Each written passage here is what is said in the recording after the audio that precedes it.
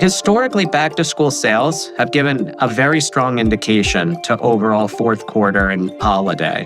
And we do believe that we will continue to see this low single digit growth as we move through the back half of the year and into the fourth quarter and holiday. The back-to-school shopping season is one of the most important times of the year for both retailers and consumers alike. Are shoppers finally loosening their purse strings, or are they continuing to be price conscious? And what strategies are retailers deploying to boost sales? I'm Amanda Douglas, and I'm part of the department stores and specialty Softlines research team here at JP Morgan. Today, I'm joined by my colleague, Matt Boss, head of both JP Morgan's retailing, department stores, and specialty Softlines team and leisure sector coverage. And we're here to discuss what to expect for back-to-school sales in the U.S. this year. Matt, thanks so much for joining us today. Thanks for having me. It's great to be here. So maybe to start, Matt, can you walk us through the overall retail landscape in the U.S. as you see it? Are you seeing consumers finally loosening their purse strings, or are they remaining cautious in light of slowing economic growth? So it's a great question. Across the discretionary backdrop today, I think what you're seeing is consumer concentration. It's very clear to me it's consumer concentrating rather than slowing. You're actually seeing this translate into two different behavioral methods. First, we're seeing the consumer concentrating towards shopping during key catalyst and holiday periods. So you're seeing higher peaks of spending during catalyst periods such as Christmas and back to school. But then you're also seeing greater lulls during transitional or in-between periods. I would say this represents a continued theme that we've seen over the last 12 months. In fact, when we dig deeper into Chase credit card data, consumer spending during catalyst and holiday shopping periods over the last 12 months has outperformed these transitional periods and months by about 150 basis points on average. The second point that I would make is I think the consumer is concentrating to retailers and brands that have delivered on a clear value proposition for the consumer. I think this is increasingly important to draw in a consumer for brick and mortar retail following the post-pandemic share shift that you saw towards e-commerce. As you think about the consumer, they need that value to support that brick and mortar effort relative to the convenience that e-commerce offers. And so you're seeing, in my opinion, a real dichotomy of who delivers that value proposition at brick and mortar in terms of clearly winning versus those that can't, that I think are very much struggling. Lastly, I'd say that the other dynamic at play is when we think about different income demographics for the consumer, we've coined today's setup as a selective recession. So I actually think the consumer is and has been in a recession, but it's very different across the different income demographics. JP Morgan economists point to $40 trillion of wealth creation for the high-income consumer, and that makes up roughly 40% of total consumer spending, while the lower 20% of consumers only make up roughly 10% of consumption. And that's where I think the real pressure point stands.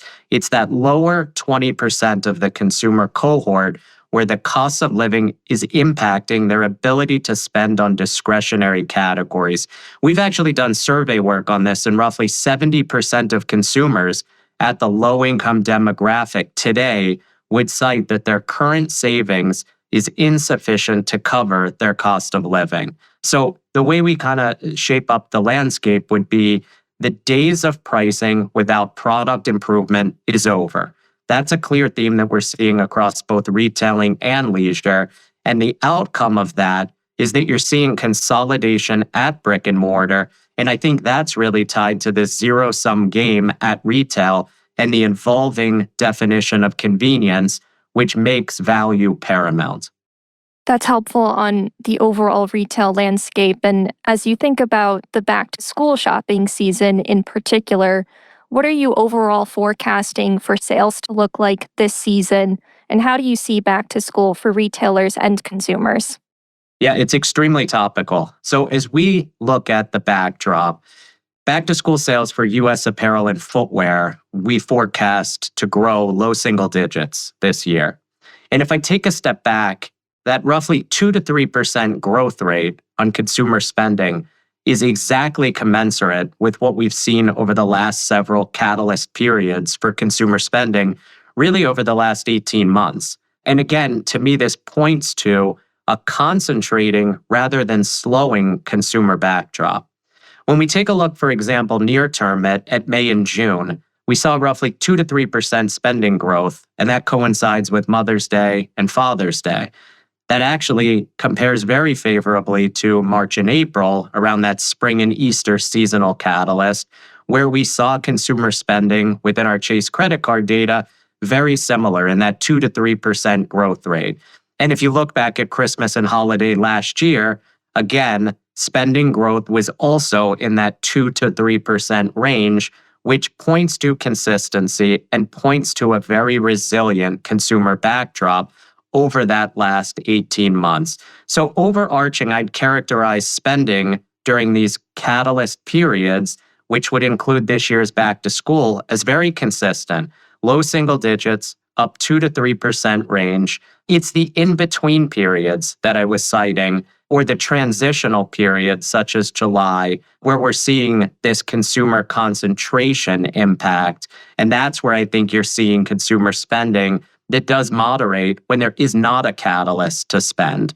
Now, again, I think you do need to look through, particularly near term, and we've coined some of the transitory impacts that I think you saw exiting the second quarter and July as more transitory. I think you had CNN effect and media effect around the assassination attempt, around the change in presidential candidates, and the Olympics year over year. Weather was unfavorable. The level of clearance inventory, in that clearance inventories in the channel are very clean today, all were more transitory and negative impacts in the month of July. But so far, we've seen a very positive initial trend for back to school. And that's what we're seeing right now in August. We're seeing it start in the South with earlier back to school.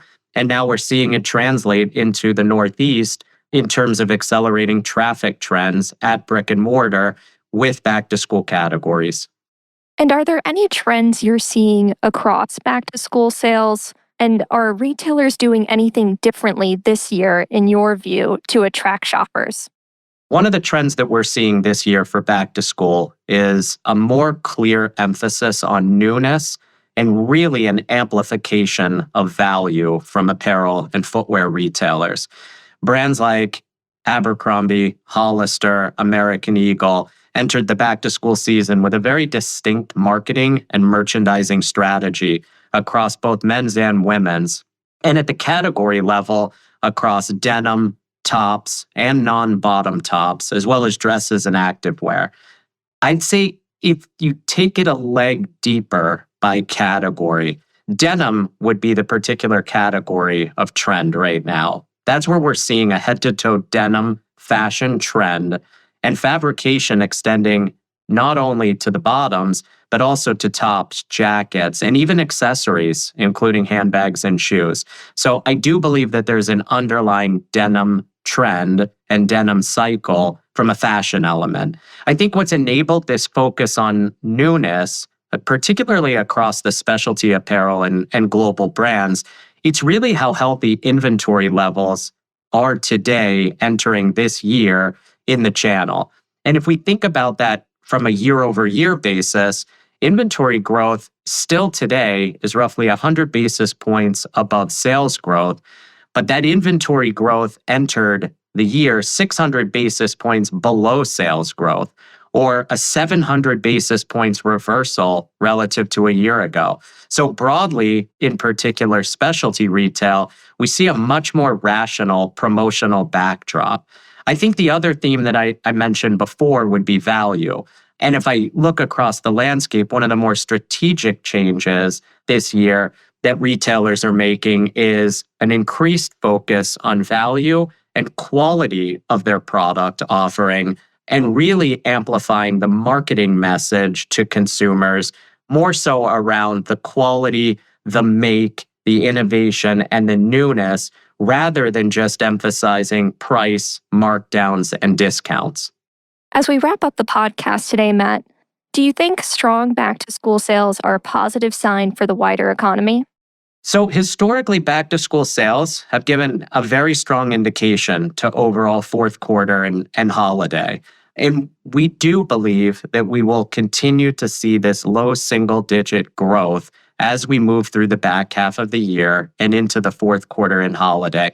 Very consistent with last year, very consistent with back to school trends that we're seeing today. And again, very consistent with that concentrating consumer theme where the consumer is coming out for peak shopping periods where there is a catalyst to spend. And to be clear, we're not saying that there's strength across every retailer out there. What we just walked through, it's very clear that it's not just the consumer concentrating towards events and peak shopping periods, but they're concentrating towards retailers, global brands, and leisure companies that are delivering that combination of value proposition as well as convenience elements. That to me is a sign that consumer is choiceful today and gravitating to retailers that are offering them the ability and the need for that value as well as convenience element.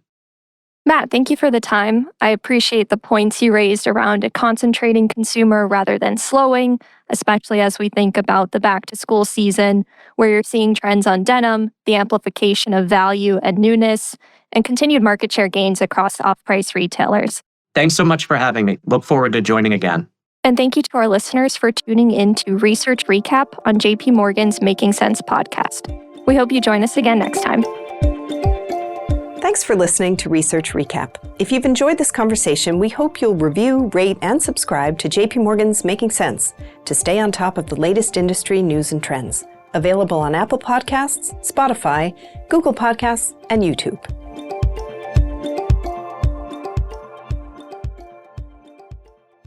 This communication is provided for information purposes only. Please read JP Morgan research reports related to its contents for more information, including important disclosures. Copyright 2024 JP Morgan Chase & Company. All rights reserved.